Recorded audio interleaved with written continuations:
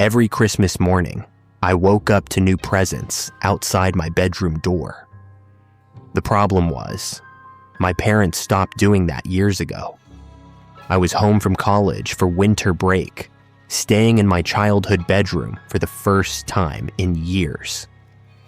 My parents' house sat at the edge of a wooded subdivision, quiet, familiar, and deeply unsettling once the sun went down. At night, the house felt too big for the three of us. Around 3 a.m. on December 23rd, I woke up to a faint sound in the hallway. Not footsteps exactly, more like something brushing lightly against the wall.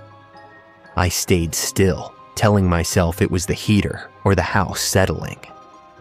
When I opened my door the next morning, a small wrapped box sat directly in front of it. No tag, no handwriting, just brown paper and twine. Inside was a photograph of me asleep in that same room, taken recently. I confronted my parents. They laughed it off at first, assuming it was a joke or something I'd forgotten about.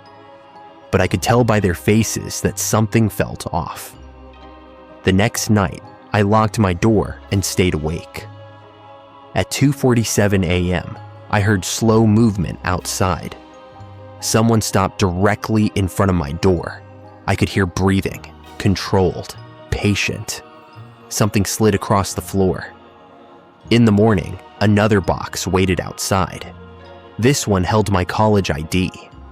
That day, my dad checked the attic. He came down pale, holding a flashlight with shaking hands. There were muddy footprints leading from the attic hatch to a vent directly above my bedroom.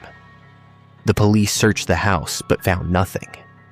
We didn't find out until months later that the previous owner had installed a hidden crawl space, one that wasn't on the blueprints.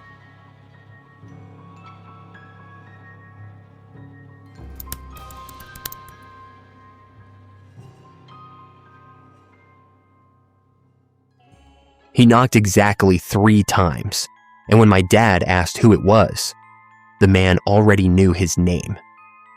It was just after midnight on Christmas Eve. Snow was falling hard, and our nearest neighbor lived miles away. The knock echoed through the house, slow and deliberate. My dad cracked the door open. A man stood on the porch, smiling. He wasn't dressed for the cold, no jacket, no gloves. His lips were blue. "Sorry to bother you, Mark," he said. My dad froze. He never told anyone his name. The man asked to come inside and warm up. My dad said no and shut the door. Minutes later, the knock came again, harder. "I can hear your kids breathing," the man said calmly from the other side. My mom called the police while my dad held the door shut. When officers arrived, the man was gone. No footprints in the snow. No tire tracks. Just 3 wet handprints on the front door. The next morning, carved into the wood with a key, were the words, "Next year." We moved before Christmas came again.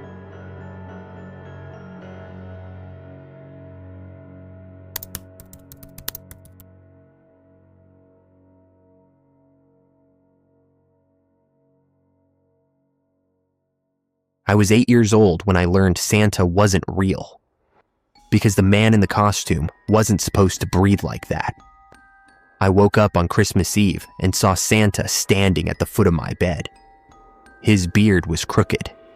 His suit smelled sour, like sweat and rust. I pretended to sleep. He leaned closer.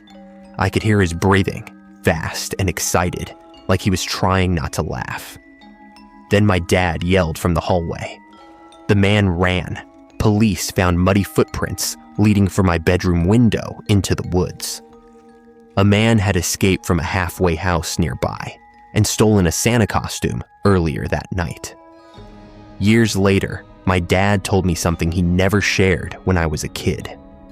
The window had been locked, and the footprints were already inside the room.